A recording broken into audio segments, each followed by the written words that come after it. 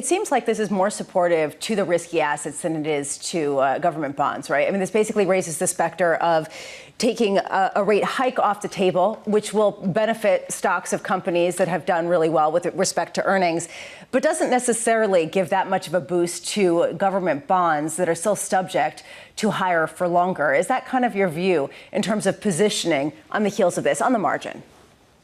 Yeah, and I think we have to segment between the front end of the curve and the back end of the curve.